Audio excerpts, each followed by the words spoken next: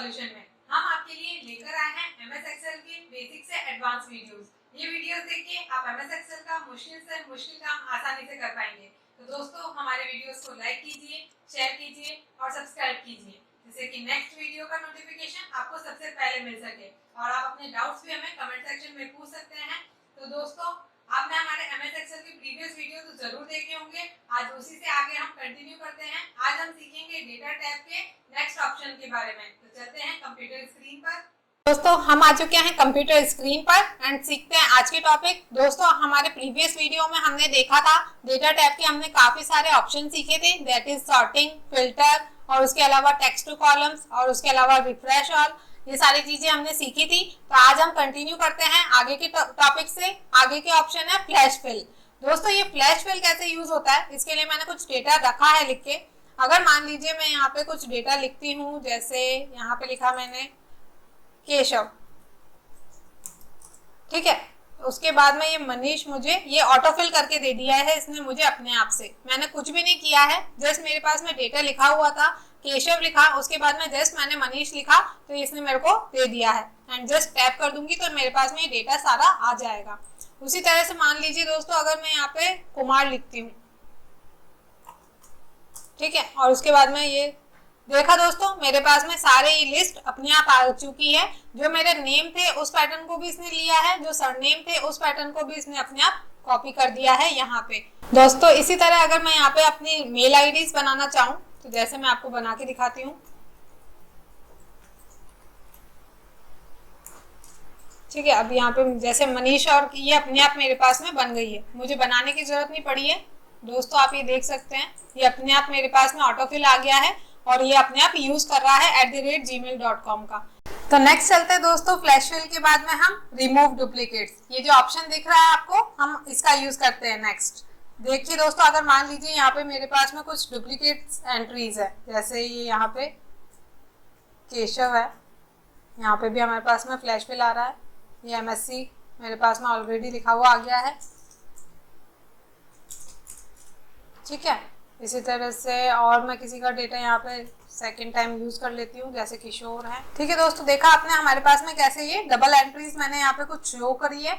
अगर ये मुझे डबल एंट्रीज रिमूव करनी है और मुझे पता नहीं, मेरे पास में काफी बिग डेटा हो सकता है जिसमें मुझे पता नहीं है कि कितनी मैंने डबल एंट्रीज मेरे पास में आ चुकी है या मेरे पास में है, तो अगर मुझे उसे रिमूव करना है तो उसके लिए हम रिमूव डुप्लीकेट्स का यूज करेंगे। यहाँ पे मैं क्या करूंगी, सिंपली हमारे डेटा को सेलेक्ट करूंगी एंड रिमूव डुप्लीकेट्स पे जस्ट क्लिक कर दूंगी। ये यहाँ पे मुझसे पूछ रहा है कि मुझे सारी डुप्लीकेट्स वैल्यूज के सारे कॉलम्स हटाने हैं या कुछ पर्टिकुलर कॉलम्स हटाने हैं। जैसे अगर मैं फी और पीजी हटा दूं एंड जस्ट ओके कर दूं, ठीक है दोस्तों। तो यहाँ पे इसको केवल एक ही डुप्लीकेट एंट्री मिली है, क्योंकि जो ऑलरेडी केशव है यहाँ पे उनका जो कोर्स भी डिफरेंट है और यहाँ पे उनकी फीस भी डिफरेंट है, इसलिए उसने डिलीट नहीं किया है। और जो लास्ट हमने एंट्री की थी हमारे यहाँ पे किशोर जी की, तो उनकी बिल्कुल सेम थी, तो उसने उनको रिमूव कर दिया है। इसी तरह से दोस्तों अगर हमारे पास में डेटा में डबल एंट्रीज है जो हमने रिमूव करनी है डुप्लीकेट एंट्रीज को, तो हमें सिर्फ इस ऑप्शन का जस्ट क्लिक करना है, वो अपने आप से हमारे पास में से डेटा में से हटा देगा। देखा दोस्तों इसका यूज करना कितना इजी है, और हमारे पास में जब बिग डेटा है तो इसका ज्यादातर यूज होता है। नेक्स्ट चलते हैं दोस्तों डेटा वैलिडेशन में। डेटा वैलिडेशन के लिए भी ऑलरेडी मैंने कुछ डेटा आपके लिए प्रिपेयर रखा है। दोस्तों डेटा वैलिडेशन का एक यूज हमने सीखा था कि किस तरह से हम ड्रॉप डाउन लिस्ट क्रिएट करते हैं, उस पे मैंने पूरा एक वीडियो बना रखा है। दोस्तों आप जाके हमारे प्रीवियस वीडियो देख सकते हैं जहाँ पे हमने लिस्ट के सारे मैंने पूरा डिटेल में बता रखा है कि कैसे डेटा वैलिडेशन का हम यूज करके ड्रॉप डाउन लिस्ट क्रिएट करते हैं, ठीक है दोस्तों। आज इस डेटा वैलिडेशन के और भी हम यूजेस सीखेंगे। सबसे पहले देखते हैं हमारे स्टूडेंट नेम में, यह हमारा टेक्स्ट है। सबसे पहले दोस्तों हमारे पास में टेक्स्ट यहाँ पे आप जाएंगे, जब ये पूरी लिस्ट आ रही है सेटिंग्स में, तो हमारे पास में ये टेक्स्ट है। स्टूडेंट नेम में हमारे पास में आने वाला है टेक्स्ट, तो यहाँ पे हम यूज कर सकते हैं टेक्स्ट का लेंथ। जैसे दोस्तों मान लीजिए इसमें काफी सारे हमारे पास में टेक्स्ट में बिटवीन का है कि हम ये इस पे वैलिडेशन लगा सकते हैं हमारे डेटा पे। मान लीजिए मैंने बिटवीन का यूज किया और दिया कि जो मेरा स्टूडेंट का नेम है वो 2 कैरेक्टर तक से मिनिमम नहीं होना चाहिए, मतलब 2 कैरेक्टर तो एटलीस्ट उसमें होने चाहिए और 10 से ज्यादा नहीं होने चाहिए। 10 से, या नॉर्मली हम देख लेते 8 कि 8 कैरेक्टर्स से जो है हमारे स्टूडेंट का नेम ज्यादा नहीं होना चाहिए, क्योंकि हम यहाँ पे ओनली फर्स्ट नेम ले रहे हैं। ओके दोस्तों, और मैं इसमें यहाँ पे इग्नोर ब्लैंक ये ऑप्शन आप देख सकते हैं। इसका मतलब ये है कि जब भी हमारे पास में ब्लैंक आएगा तो ये उसे इग्नोर कर देगा। जैसे मैं चेक बॉक्स को क्लिक करूंगी। ओके दोस्तों, करके देख लेते हैं। यहाँ पे से मैं ये डेटा हटा देती हूँ एंड जस्ट वापस से टाइप कर देती हूँ। जैसे मान लीजिए मैंने सिंगल कैरेक्टर का आपको डेटा टाइप करके दिखाया, तो यहाँ पे मुझे इसने error they the, this value does not match. क्यों? क्योंकि हमने जो डेटा दिया है वहां पे हमने क्या डिफाइन किया कि एटलीस्ट हमारे पास में 2 कैरेक्टर का तो डेटा होना ही चाहिए। ठीक है, ये बाकी सबको एक्सेप्ट कर रहा है। दोस्तों अब मैं इसकी एक्सटेंड लिमिट तक जाती हूँ। देखा, यहाँ पे भी इसने मुझे मना कर दिया। क्यों? क्योंकि मैंने दी थी लिमिट यहाँ पे कि 8 कैरेक्टर से ज्यादा नहीं होना चाहिए, तो उसकी वजह से यहाँ पे मेरे पास में एरर मैसेज आता है। और जब तक वो एरर मैसेज आता रहेगा, जब तक मैं अपनी वैल्यू को सही नहीं करूंगी। ये फिर से आ रहा है यहाँ पे, क्योंकि यहाँ पे ये फिर भी वैल्यू ज्यादा है।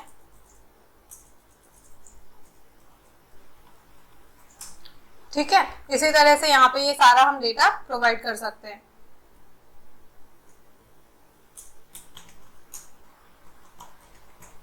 ठीक है दोस्तों, किस तरह से मैंने डेटा प्रोवाइड किया आपने देखा। यहाँ पे दोस्तों इस डेटा वैलिडेशन में और भी बहुत सारी चीजें हैं जिनका हम यूज कर सकते हैं। यहाँ पे दोस्तों अगर मैं आपको इग्नोर ब्लैंक का यूज करके बताऊं तो देखिएगा आप,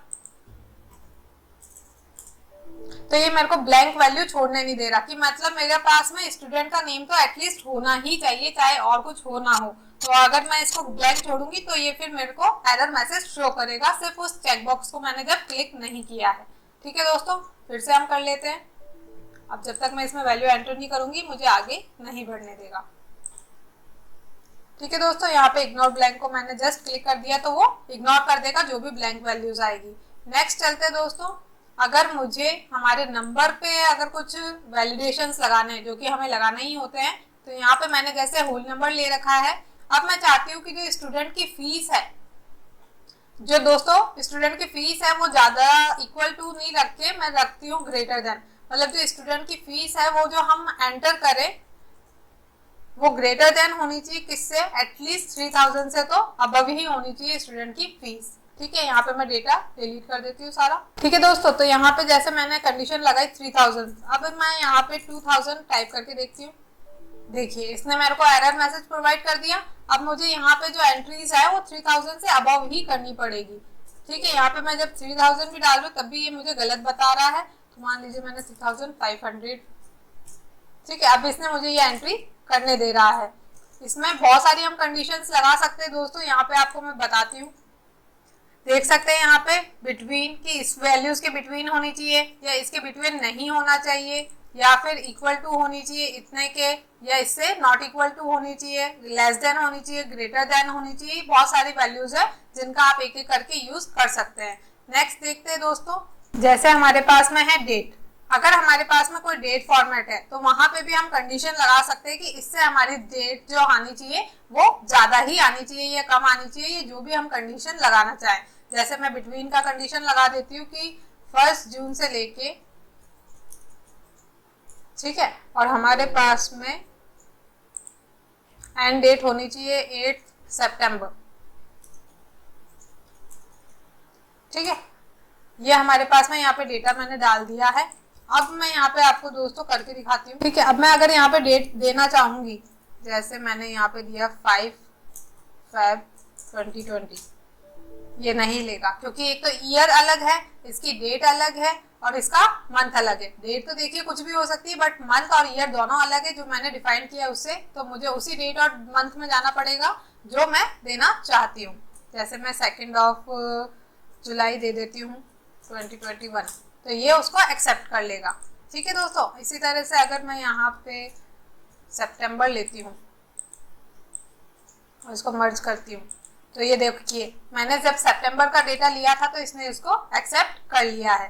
ठीक है दोस्तों, तो देखा आपने किस तरह से हम डेट फॉर्मेट पे भी हमारे डेटा वैलिडेशंस लगा सकते हैं। उसके अलावा अगर हम चाहते हैं कि हमारे पास में टाइम पे लगे तो टाइम पे भी लगा सकते हैं, डेसिमल वैल्यूज है उस पर लगाना है तो उस पर भी लगा सकते हैं, या कस्टम खुद का भी कुछ क्रिएट कर सकते हैं।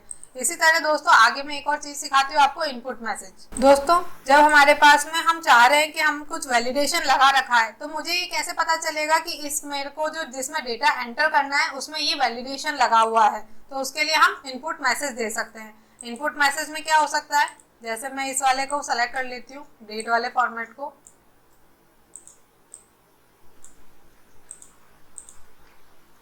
ठीक है, इसमें हमने दे रखा है 1 जून से लेके 8 सितंबर तक। ठीक है, अब यहाँ पे मैं इनपुट मैसेज दे देती हूँ, टाइटल है।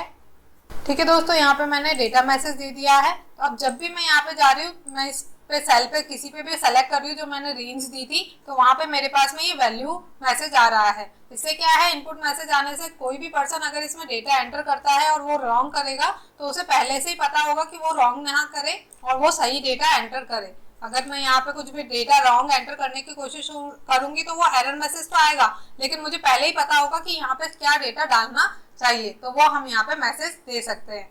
नेक्स्ट सीखते हैं दोस्तों, इसी का नेक्स्ट ऑप्शन है डेटा वैलिडेशन में एरर अलर्ट। जो एरर हमारे पास में बार बार आ रहा है वो किस तरह का होना चाहिए, जैसे हमें स्टॉप कर देना चाहिए, या हमें वार्निंग मिलनी चाहिए, या फिर हमारे पास में जस्ट इंफॉर्मेशन आनी चाहिए। तो हम वार्निंग वाला, स्टॉप वाला तो दोस्तों आप देख चुके हैं, हम वार्निंग वाला यूज करके देखते हैं। वार्निंग में हमारे पास में वार्निंग ही लिख देती हूँ मैं टाइटल, और error message data is wrong.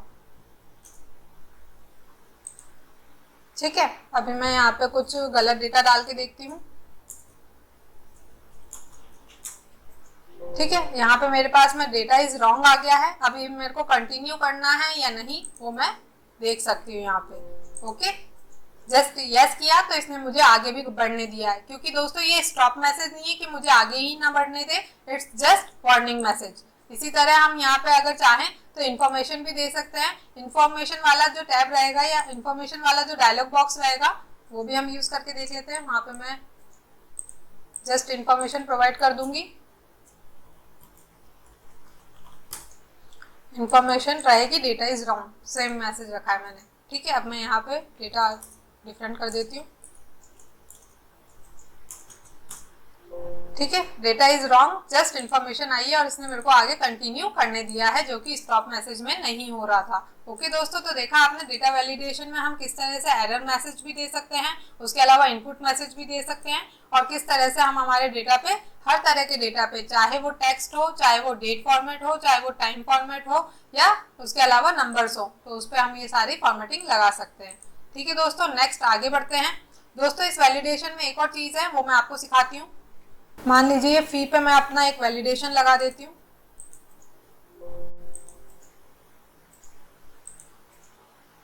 That is whole number पे मैं लगा देती हूँ। इसमें वैल्यूज का मैं रख देती हूँ कि वैल्यू जो है 1000 से लेके और 10,000 के बीच में होनी चाहिए, एंड जस्ट ओके।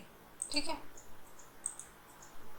अब यहाँ पे आप दोस्तों देख सकते हो, यहाँ पे ये फीस जो है ये 20,000 है। तो अब मेरा जो डेटा वैलिडेशन है उसमें क्या होना चाहिए, सर्कल कर देना चाहिए इनवैलिड डेटा पे। तो जस्ट यहाँ पे जहां जहां पे मेरा डेटा वैलिडेशन रॉन्ग है वहां पे इसने मेरे को सर्कल बता दिया है। जैसे यहाँ पे खाली है, जो भी वैलिडेशंस मैंने ऑलरेडी लगा रखे थे, तो इसने मुझे यहाँ पे शो कर दिया है कि यहाँ पे ये डेटा वैलिडेशन का जो रूल है वो गलत हो रहा है। जैसे यहाँ पे 20,000 है, यहाँ पे ट्रू फैब है, यहाँ पे हमारे पास में स्टूडेंट नेम जो है वो लेंथ 8 से ज्यादा हो सकती है, और यहाँ पे ये और भी कुछ एरर मैसेज हो सकता है। तो दोस्तों अगर मुझे इनको हटाना है तो मैं क्या करूंगी, क्लियर कर दूंगी। जस्ट मैंने क्या किया दोस्तों, यहाँ पे मैंने क्या किया, क्लियर वैलिडेशन सर्कल्स, मैंने जस्ट इसका यूज किया और ये क्लियर हो गया है यहाँ पे। ठीक है दोस्तों, तो इससे अगर हमारे पास में ऑलरेडी डेटा कुछ हमने फिल कर दिया है और उसके बाद में उसके ऊपर वैलिडेशन लगाए हैं, तो हम चेक कर सकते हैं कि हमारा कहाँ कहाँ पे इनवैलिड डेटा एंटर हो रखा है और उसको रिमूव करके सही कर सकते हैं। जैसे अगर मेरे को पता चल चुका है कि यहाँ पे डेटा गलत है, तो मैं इसको 10,000 या उससे कम कर सकती हूँ, 9,000 भी कर सकती हूँ। ठीक है दोस्तों, अगर मैं वापस से चेक करूँ डेटा, यहाँ पे सर्कल करे मुझे, तो यहाँ पे इस बार इसने मुझे यहाँ पे सर्कल नहीं किया है। ठीक है दोस्तों, तो देखा आपने कितना इजी है और इनको कितना हम फ्रीक्वेंटली यूज कर सकते हैं हमारे डेटा में। ठीक है दोस्तों, आगे बढ़ते हैं। दोस्तों नेक्स्ट है हमारे पास में कंसोलिडेट। कंसोलिडेट के बारे में मैंने आपको पूरा डिटेल में बताया है हमारे प्रीवियस वीडियो में, तो आप उनको जाके देख सकते हैं और अच्छे से सीख सकते हैं। ओके दोस्तों, नेक्स्ट आगे बढ़ते हैं इसी टाइप में। यहाँ पे दोस्तों ये रिलेशनशिप्स हैं और मैनेज डेटा मॉडल है। जब हम काफी 2-3 टेबल्स पे काम करते हैं और उनके बीच का रिलेशनशिप बताते हैं तब हम इनका यूज करते हैं। तो इनका हम आगे यूज सीखेंगे, अभी हम इनको स्किप करते हैं, बट आगे की वीडियोस में हम इनको कवर करेंगे। तो आगे बढ़ते हैं दोस्तों। नेक्स्ट है दोस्तों यहाँ पे सबसे important, that is what if analysis. बहुत ध्यान से सीखिएगा दोस्तों, ये बहुत ही इंपॉर्टेंट टॉपिक है दोस्तों। व्हाट इफ एनालिसिस क्या है? ये that is a analysis tool. मतलब हम हमारे डेटा में एनालिसिस करना चाहते हैं कि अगर ये वैल्यूज हो तो हमारे पास में क्या रिजल्ट रहेगा, अगर ये वैल्यूज है तो क्या रिजल्ट रहेगा। उस अकॉर्डिंग हम हमारा डेटा डिफाइन कर सकते हैं, मैनेज कर सकते हैं, इवन मैनिपुलेट भी कर सकते हैं। तो दोस्तों इसी का हम यूज करते हैं। सबसे पहले इसमें हम सीखेंगे गोल सीक। गोल सीक क्या होता है दोस्तों? गोल सीक के बारे में मैं आपको बता दूं। जैसे मान लीजिए कि मेरा ये यहाँ पे मैंने कुछ प्रोडक्ट लिए हैं, जैसे व्हीट, राइस, कैश्यू। अब इनका जो प्राइस है वो मैंने समथिंग रखा है, उनकी क्वांटिटी है, और ये अमाउंट जो आ रहा है ये हमारा इन दोनों का मल्टीप्लीकेशन होके आ रहा है। तो अगर मैं चाहती हूँ कि मुझे अपने जो गेहूं है उनका कुछ अमाउंट, या व्हीट जो है उनका अमाउंट जो रखना है वो रखना है, जिस वैल्यू का रखना है, जो यहाँ पे जैसे मैंने जिस सेल का रखना है वो सेल यहाँ सेलेक्ट हो जाएगा। उसके बाद में जो वैल्यू है, अमाउंट मेरे पास में आना चाहिए, जो मेरे व्हीट का जो अमाउंट है वो हो जाना चाहिए 6000। ठीक है। और कौन सी वैल्यू चेंज होनी चाहिए? मान लीजिए क्वांटिटी चेंज नहीं होनी चाहिए, उसकी प्राइस चेंज होनी चाहिए, जिससे जो मार्केट में जब मैं ये प्राइस रखूं तो उसी क्वांटिटी का मुझे ये सेल अमाउंट मिल सके। तो मैंने जस्ट ओके करना है। ठीक है दोस्तों, यहाँ पे मेरे पास में मुझे सोचने की जरूरत नहीं पड़ी कि मुझे प्राइस क्या रखना चाहिए। इसने ऑलरेडी मुझे बता दिया कि 1200 रुपए अगर मैं प्राइस रखूंगी 5 किलो क्वांटिटी का, तो मेरे पास में 6000 अमाउंट आ जाएगा। तो गोल सीक इसलिए यूज आता है कि हम केवल हमारी जो डेस्टिनेशन अमाउंट है या डेस्टिनेशन वैल्यूज है वो डिसाइड करेंगे, और जिस वैल्यू को चेंज करना है उस वैल्यू को चेंज करेंगे, वो अपने आप चेंज हो जाएगी और हमारे पास में हमारा अमाउंट क्रिएट हो जाएगा। ठीक है दोस्तों, मैं फिर से आपको दिखाती हूँ करके। जैसे मान लीजिए इस बार मैंने अमाउंट ये वाला लिया राइस का, और मैं चाहती हूँ कि ये अमाउंट हो जाना चाहिए मेरे पास में 5000। ठीक है। और चेंज किसको करना चाह रही हूँ मैं? इस बार मैं क्वांटिटी को चेंज कर देती हूँ। तो जस्ट ठीक है, मेरे पास में क्वांटिटी आ गई कि मेरे पास में अगर 50 किलो होगा क्वांटिटी में और राइस का अगर 100 रुपीज है तो ये 5000 मेरे पास में अमाउंट आ जाएगा। देखा दोस्तों कितना इजी है इसको यूज करना। तो इसके लिए जस्ट हमें पता होना चाहिए कि क्या हमारा डेस्टिनेशन अमाउंट है और किसको हम चेंज करना चाह रहे हैं। That is goal seek. ये भी एनालिसिस के लिए है कि हम एनालिसिस करके देख रहे हैं, और इवन एक्चुअल में हमारे पास में वैल्यूज भी आ रही है, जो डेली आप देखते होंगे कि अगर कोई होलसेल प्राइस है या रिटेलर है, वो चाहता है कि वो उसके अमाउंट को कितने में बेचे कि उसको इतना प्रॉफिट हो जाए, तो वो यहाँ पे इन चीजों का यूज कर सकता है। नेक्स्ट चलते हैं दोस्तों नेक्स्ट ऑप्शन की तरफ, दैट इज डेटा टेबल। दोस्तों इस टॉपिक को ध्यान से सीखिएगा, डेटा टेबल का आपको यूज कैसे करना है। दोस्तों डेटा टेबल के लिए मैंने ऑलरेडी डेटा रेडी रखा है। डेटा टेबल का यूज आता है दोस्तों कि तब यहाँ पे भी अगर हमारे पास में काफी सारे वेरिएबल अमाउंट हम देखना चाहते हैं, जैसे जो हमारा प्रोडक्ट है व्हीट, ये है 5 kg, इसका प्राइस है 1500 और अमाउंट है हमने निकाला है। अगर यही मैं अगर सोचूं कि अगर मेरा व्हीट का जो केजी है या जो इसकी क्वांटिटी है वो डिफरेंट हो, तो डेटा टेबल में जाना है, जस्ट रो इनपुट सेल में हमको देना है हमारा price, sorry quantity, and just okay.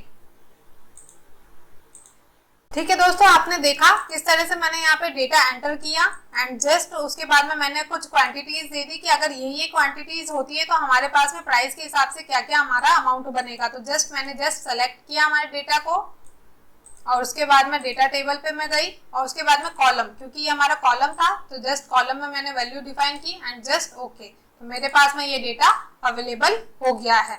उसके लिए दोस्तों आपको ध्यान रखना है कि आपका रो में है ये इस तरह से, या फिर हमारा सेल में है अमाउंट, या कॉलम में है, तो उस चीज का हमको ध्यान रख के हमारी वैल्यूज देनी है। तो ये वेरिएबल में आ गया है। अगर मैं यहाँ पे मेरा 45 क्वांटिटी होगी तो मेरा अमाउंट ये होगा, अगर 20 होगा तो अमाउंट ये होगा। इस तरह से मैं एनालिसिस कर सकती हूँ।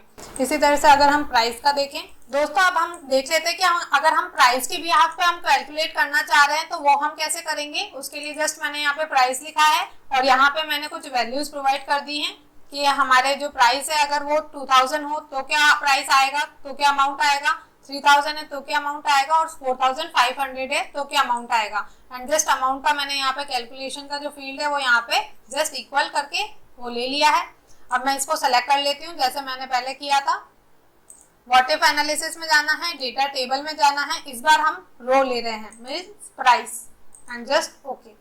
अब मेरे पास में आ गया है कि 5 kg का अगर 2000 प्राइस हो तो ये अमाउंट आएगा, अगर 5 kg का 3000 अमाउंट है तो ये प्राइस आएगा, अगर 5 kg का ये अमाउंट है तो हमारे पास में ये प्राइस आएगा। और हम इससे हम एनालिसिस कर सकते हैं या डिफरेंशिएट कर सकते हैं कि हमें क्या प्राइस रखना चाहिए किस क्वांटिटी के लिए। ओके दोस्तों, तो आपने देखा कि हम क्वांटिटी को इस तरह से हम रो में और इस तरह से हम कॉलम का वैल्यू यहाँ पे डिफाइन कर सकते हैं और उसी में चेंजेस करके देख सकते हैं। हमें खुद से कैलकुलेट करने की जरूरत नहीं है, ये हमें सारी चीजें कैलकुलेट करके ऑलरेडी दिखाएगा। ओके दोस्तों, तो देखा कितना इजी है और जो हमारे व्यापारी लोग हैं या बिजनेसमैन लोग हैं उन लोगों के लिए ये चीजें कितनी जरूरी है।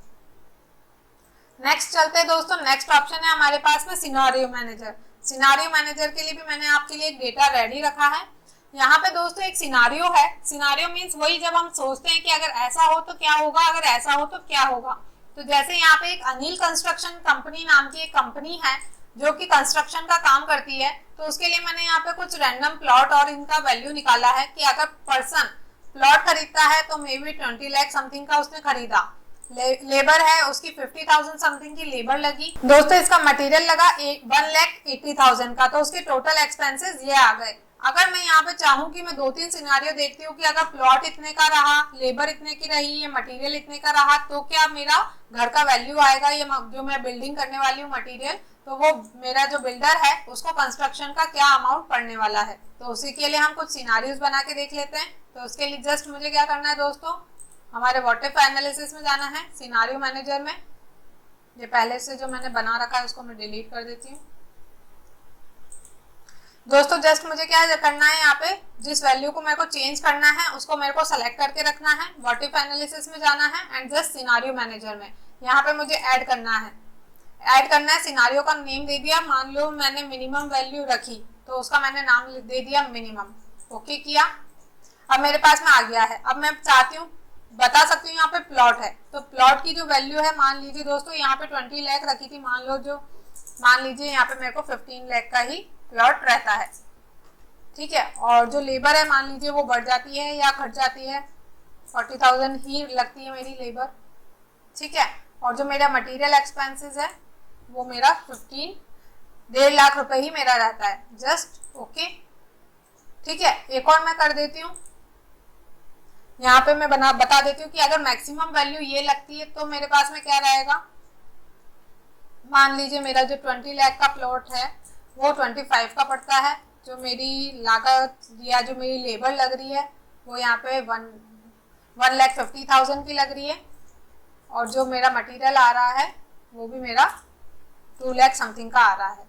एंड जस्ट ओके, ठीक है। अब मेरे को यहाँ पे समरी देखनी है इसकी, तो मेरे को जस्ट यहाँ पे क्या करना है, समरी पे क्लिक कर देना है और मुझे बता देना है कि ये सिनारियो जो है टोटल एक्सपेंसेस पे मेरे को कैलकुलेट होके दिखाना चाहिए रिजल्ट सेल पे। और यहाँ पे आप देख सकते हैं दोस्तों, सिनारियो समरी चाहिए या पाइवोट टेबल के रिपोर्ट में चाहिए, हमें जिस तरह भी चाहिए हम यूज कर सकते हैं। अभी मैं आपको समरी में दिखा रही हूँ। देखा दोस्तों आपने, हमारे पास में करंट वैल्यूज आ गई हैं जो हमारी ऑलरेडी थी, उसके अलावा मिनिमम आ गया है और मैक्सिमम आ गया है। दोस्तों देखा आपने, यहाँ पे करंट वैल्यूज आ गई है और मिनिमम में अगर मैं करूंगी तो मेरा मकान का वैल्यू इतना आएगा, मैक्सिमम में मैं चलूंगी तो मेरा मकान का वैल्यू इतना आएगा। तो यहाँ पे मैं कंपेयर कर सकती हूँ कि अगर करंट वैल्यूज अगर इतनी बढ़ जाती है तो मेरा मकान का कॉस्टिंग कितना होने वाला है, अगर वो घट जाती है तो मेरे पास में मकान का कॉस्टिंग कितना होने वाला है। तो देखा दोस्तों आपने, कितना इजी था इसका यूज करना और कंपेयर करना, जो कि रियल लाइफ में पर्सन करते भी हैं कि क्योंकि इन चीजों के दाम जो है ऊपर नीचे होते रहते हैं। तो अगर ऐसा होता है तो मेरा बजट क्या रहेगा या मेरा जो बजट की कॉस्टिंग है वो कितनी जाने वाली है, अप और डाउन दोनों में। उसके अलावा भी और कोई सिनारियो हम देखना चाहें यहाँ पे तो वो हम देख सकते हैं, ठीक है दोस्तों। तो देखा आपने कितना इजी है इन सब चीजों का यूज करना और डेली लाइफ में हम यूज भी करते हैं। जो हमारे बिजनेसमैन लोग हैं या daily day to day life में हम कुछ भी वर्क करते हैं तो वहां पे इन सब चीजों का यूज आता है। तो दोस्तों आज के वीडियो में इतना ही, मिलते हैं नेक्स्ट वीडियो में। एंड दोस्तों आपको हमारे वीडियो कैसा लगा हमें कमेंट सेक्शन में जरूर बताएं और हमारे वीडियोस को लाइक कीजिए, शेयर कीजिए और सब्सक्राइब कीजिए जिससे कि नेक्स्ट वीडियो का नोटिफिकेशन आपको सबसे पहले मिल सके। और कमेंट कीजिए कि आपको ये वीडियो कैसा लगा और आप अपने डाउट्स भी हमें कमेंट सेक्शन में पूछ सकते हैं। तो मिलते हैं दोस्तों नेक्स्ट वीडियो में। Bye bye.